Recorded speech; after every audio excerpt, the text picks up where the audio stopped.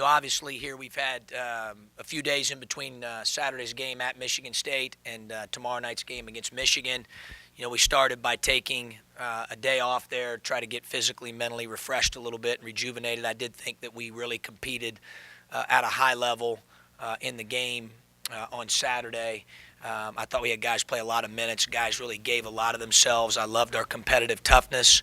Are we able to continue to do that? I try to tell them it's not a guarantee. You do it one time, it doesn't mean anything. You've got to muster that back up again and be consistent with it. So we took Sunday, took the day off after the game, and then obviously we've had a few days here to focus. First day we focused really on us exclusively. We do that normally. Worry about what we need to get better at. I thought we had a lot of execution miscues in the game at Michigan State that we needed to clean up. I thought at times our effort and our toughness was exceptional and allowed us to kind of overcome some of those mistakes. So we took a look at those, and then obviously the last 2 days here, yesterday and today, our focus has been on Michigan and making sure that we're prepared and that we're ready to go tomorrow night. Thought we had a great practice, really two good practices back-to-back here. I'm confident we'll have another good one here this afternoon. I told those guys the importance of honoring the process, and I thought that we prepared really well leading into the last game, that we need to have some maturity after a quality win over the weekend and show that we have experience on our team, leadership on our team, be mature, and understand that Thursday is a completely different game. What can we learn from the Michigan State game? How do we get better? And that we must have great concentration and focus with our preparation leading into tomorrow night's game. And they've done that. Egwu obviously is a terrific leader. Abrams helps in that regard, as I've mentioned, from a little bit different perspective and role than previously. But those two guys in particular, I think, do a really good job of being the voice and being the messenger. So I like our mindset. But again, it tips at 8 o'clock tomorrow night, and we've got to be ready to go physically, mentally. We've got to play with toughness. We've got to play together. We've got to execute better. Hopefully we will execute some of the details of the things that we've worked on the last 2 or 3 days to make our team better, a little bit better tomorrow night than what we did over the weekend. Questions? John, they've had injuries as you have, and Sure. both you guys have kind of reinvented yourselves a little bit. Can you just talk about how they've gone about it without Karras and without Walton? Yeah, obviously it's interesting. The longer you're in it, Tup, I think you feel, for me, I feel for the kids when they get injured. I don't wish that upon anybody. I'm a little bit different with that. I mean, maybe earlier on in my career, you see a guy injured and you think that's a positive for your team, having maybe a better chance to win or be more competitive. But as I've went through it myself now a few times, dating back to Ohio, and now certainly at a different level with it this year. I think I appreciate it more. I certainly respect the job that they've done, and certainly can try the best I can to feel those kids' pain. I don't like it for any kid to be put in that situation, but it happens. It's part of sports, part of basketball. I do think that. We're different than when we played them the first time, and I think, I certainly don't want to speak for Coach Beeline, but he would probably say they're a lot different as well, would be my guess. And, they've tried to adapt and adjust, and I think they've done a really good job to be competitive and find ways to win games. And, they've got a winning culture there. Those kids are used to winning and competing and executing, and I have great respect for what they do. We've tried to do the same thing, as you alluded to, on our end a little bit with some of the, change we've had and injuries and so forth.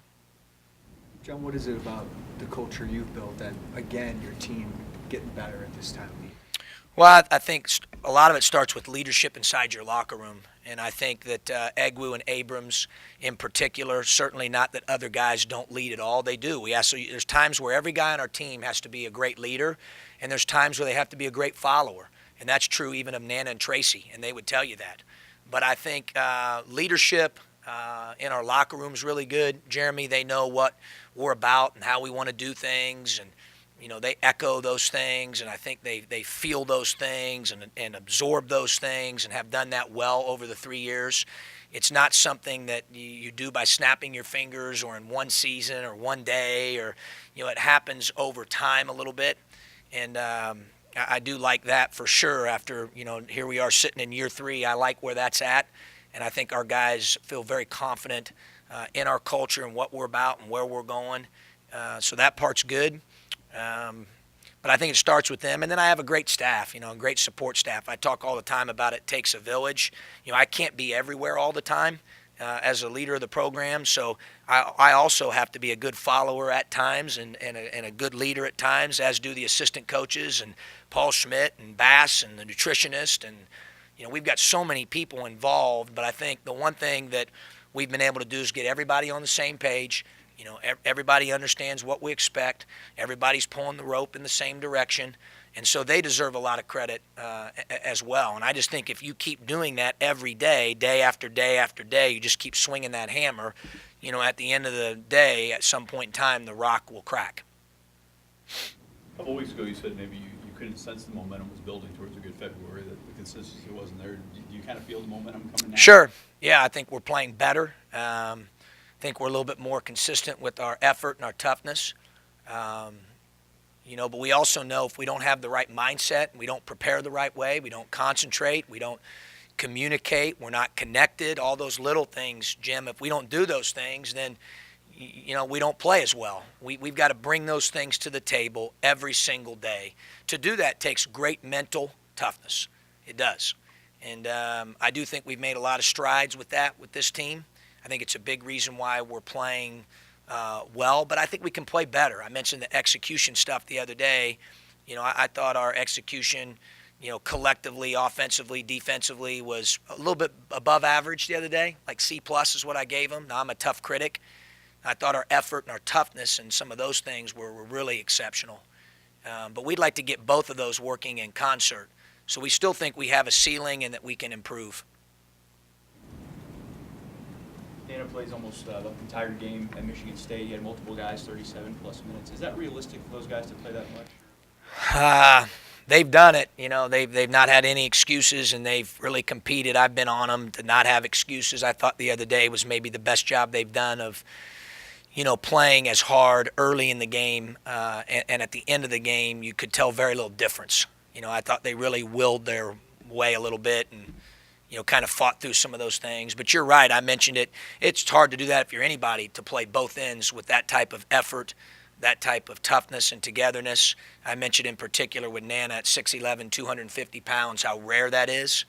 But the other guy, there's a lot of other guys on our team that have done that as well. So, I think, they've done it, and hopefully they can continue to do it. Whatever they're asked, that they're able to do that. I think, right now I keep telling them I'm not going to give you anything that you're not able to do. Trust me, you can do it. Mind over matter a little bit. And those guys have done a pretty good job of that here recently. Has there been a change in status of Bryce and Cosby? No, both guys indefinitely suspended. How does, whenever they do come back, how does practice help? I mean, how much does practice? I think it helps. That's a great question. I think it helps, for sure. Helps conditioning. You can do, Jeremy, and we've done it, elliptical and cardio, and I even said earlier this week, all the different things you're doing to try to stay in shape, but that's different than playing. So I think practice is huge, for those guys. Being able in particular to get to their second wind, being able to play for long periods of time, that's different than running a wind sprint or biking or, being on a treadmill, or that's a different deal. So I think it helps a great deal. You mentioned the last time you played Michigan, you're a different team now. Aside from the obvious personnel changes, what is different? Well, I think, I think we execute better. I think we're a little bit mentally tougher. We've been through an awful lot as a team. I think our leadership and our followership has been good. So I think a lot of those intangible things have been honed a little bit. Iron sharpens iron, so to speak.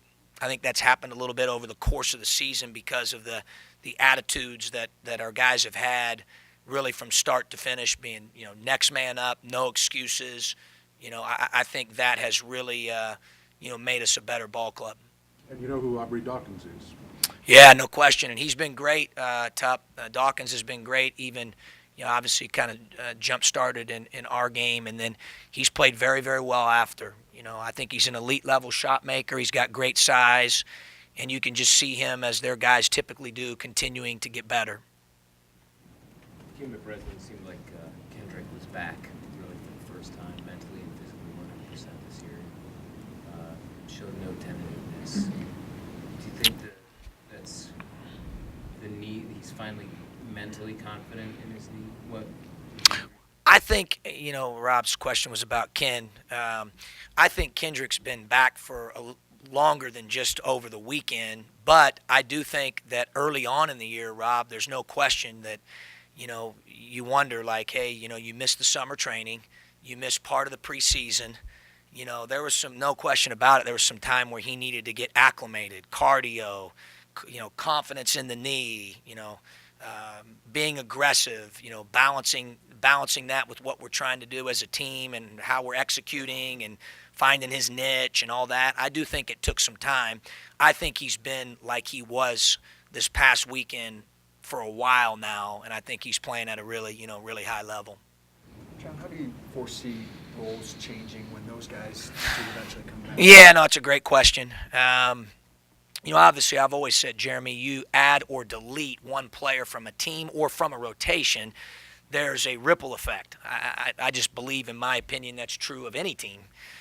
So I think at this point, with the way that we've played, certainly, and that we're getting better, and that our slope seems to be going that way, I think it's a two-way street. I think our team, I'm sure, will look forward to having those guys back at some point, and then at the same time, those guys also have to be willing to adjust to where the team's at right now, if that makes any sense, because the team's at a different place than where it was maybe when they were injured or suspended, So I do think it's the responsibility of those guys, our team, our staff, to all communicate and know the expectations of what we expect and how we're going to try to fit that puzzle piece together. But it's not like as simple as, my son's 5. He's got those puzzles where there's like 10 pieces. They're like monster puzzles. And, then Connor's 9, and he has ones that are like 1,000 pieces. He graduated to 9 years old, so his puzzles are a little bit more complicated, I don't think it's as easy as the 10-piece puzzle. I don't think it's ever that easy, But it's our job to try to figure that out. Just practice, gel them a little bit before they. I think it helps for sure. I thought your question earlier was a great one. Yeah, I think practice helps for sure. Not only conditioning, but gelling, to use your word, with the team, connecting, I think it helps in a lot of ways. You said that practices were really good the last 2 days. Yeah. Were they a part of that, those 2 days? Oh, sure. Yeah. Over the course, the time in between the Michigan State game and today, those guys have practiced. Colbert's given you about 10 minutes the last 3 games. How do you assess how he's playing? Better. And actually, I think it's interesting because I think the way he's played in those 3 games has actually helped him practice better. I think he's practiced really well the last couple days, and that maybe's that, we talk all the time. Clark Kellogg used to say to me, your confidence ultimately, to get that at the highest level, is achieved through how you play in the game. So I think he's played well in the game, or games now, consecutively, 3 in a row. And because of that, he has a different look about him in practice. He's playing a lot harder, more consistently. He's competing better. He's more vocal. So that's good. I'm happy. I'm happy for him. He's starting to come into his own a little bit. Coach, you have any dealings with Dean Smith or Tark? Not any more than what I've said previously during the week. I mean, if I'm repetitive, I apologize. But, obviously I was at North Carolina State 96-97. Jim was his last year as the head coach at North Carolina. We played them 3 times. They beat us in the ACC tournament championship game that year when I was at NC State. And obviously you just think about, how well they executed, how talented they were. Obviously they were well coached. It was a privilege to compete against them. At that point I was 20-some years old and had hair and looked more like a mullet when I look back at those pictures, which is sort of embarrassing. But to have a chance to do that, that's kind of rare air. I look back on it now and probably appreciate it even more now. We have a drill in practice. I said this early in the week called the Carolina drill. If you go to high school practices and college practices, I'm sure that's common. Whether it's the numbered break or 4 corners that he initiated, which some people will debate and say that's how the shot clock came about. I mean, I think when I think of him, I think of the word innovator. That's the word I think of. But I think the interesting thing, if you follow it this week, is all the outside of that, the basketball piece, the X's and O's, all the different lives he's touched and impacted. And I think at the end of the day, that's always the ultimate legacy about a person. And obviously he had the best of both worlds there. Can I follow up about Kendrick? If he has been back for a while, there was something different about his game at Michigan State, which is that he was aggressively attacking the basket rather than shooting. So is that a function of him recognizing defenses and taking what they... Yeah, I think so, Rob. I mean, I think he's pretty good. He takes what's there. As I've said before, I've used the phrase with Kendrick, he plays the game the right way. I mean, he does. I mean, he's plays to win. He competes. He's aggressive, and we want him aggressive, but he'll make the pass if that's what's needed. He'll defend if that's what's needed. He'll run down a 1-on-0 and pin the ball in the glass if that's what's needed. I mean, he just plays. I love coaching him because of that. He's always on to that next play. He's extremely, extremely mentally tough. About Michigan, you mentioned a couple players, but how have they changed? What's he adjusted? Obviously they still run great offense. I mean, their offense is, offensive that they run, their execution, their screening, their cutting, their spacing, their ability to make threes. Different guys on their team are continuing to get better with the opportunity that they've earned and or received due to, roster change, injuries, et cetera, a little bit like our roster and some of our guys have. Defensively, they're still, playing the same 2 or 3 defenses, and they have a system. They've wrinkled it, a little bit here and there. They've got some new things offensively, and they've done, percentage of what they play one defense versus another might have changed a little bit, but you can tell they have a way in which they believe in doing things, and they stick to that. Anything on the phone lines for Coach? Shannon or Steve, got anything? Hello? Yeah, go ahead, Shannon. Okay. Yeah, it sounds like you guys are expecting a pretty lively atmosphere tomorrow. Just wondering if you could speak to just the list you've gotten at home. So, I certainly by no means have tried to disrespect the first 2 years because I love our fans, and they've been great. We've had some great crowds, and they're a huge part of the home court advantage we have here at the State Farm Center. But, I said on my radio show Monday night, I think our fans have really appreciated everything that we've been through, the toughness that our guys have displayed, and they've been a huge part of it, Shannon. It's almost like they felt that they needed to help us and carry us a little bit, and we've needed them, and they've came through big time. So, obviously tomorrow night, I always tell the players once you've tasted filet mignon, for some reason the McDonald's double cheeseburger doesn't taste quite as good anymore. We've had that type of filet mignon treatment by our fans all year long here at home, and hopefully we have, and it sounds like we're going to have that type of environment, again tomorrow night. We can't thank them enough for that. I know I appreciate them, and so do the players.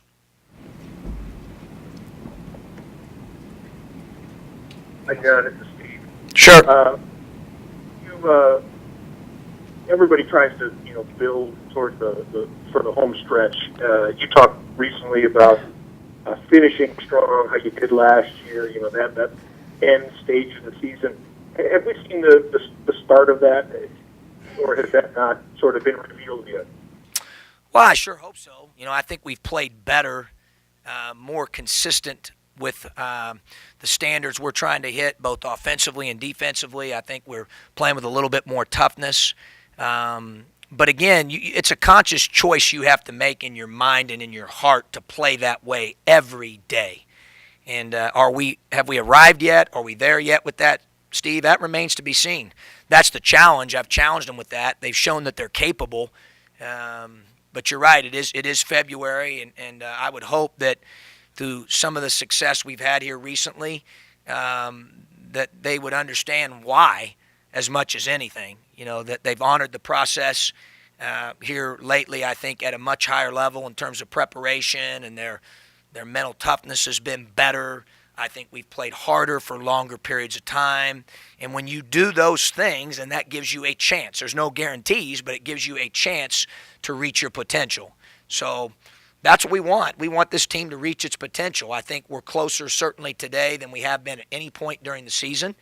Do we continue to move forward? That's the plan. But that still remains to be seen. I'm guessing you don't spend countless hours doing bracketology, but Illinois is in a good spot according to the experts. Listed fields at this point. Illinois is in for the in the various ones of those. Does that matter to you? Being in right now, is that something you would consider talking about with players in some form? No, but I'd be foolish to think that those guys, obviously, they're on the internet, they're on their iPads, they're on their phones, they probably are aware of it, but they know me better than that. We're going to honor the process. Obviously when those brackets count is on Selection Sunday. That's when they count, So for us, we can't control that. It's not going to get here any sooner or later whether we try to make that happen or not. What we can control is honoring the process, getting better every day, making sure we understand how and why we play well, and continuing to control those things. Thanks, Jeff. Sure. All right, I'm going to wrap that up now because Coach has to still do rebounders too. Okay. Thanks, guys.